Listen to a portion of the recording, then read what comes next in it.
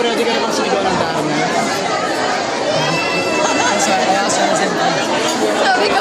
Sabi ko hindi, kasi bigyan nila ako ng gym time. Bigyan nila ako ng time of train, pero bahala na.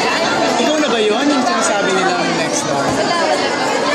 Gusto mo yung gusto mo yung project? Gusto mo mag-Darna? Gusto ko po, syempre. Kasi Darna yun, di ba? It's a privilege na mag-Darna ka. Pero na ako sa really focus with auto-auto siya. Yes. Wala talagang time. Kung magiging Darna naman, kailangan ko talagang mag-train. Sample niya ng sigaw. James, your thoughts? Darna Laguna. Wow! Ano daw siya? Yeah. She has the body to do it.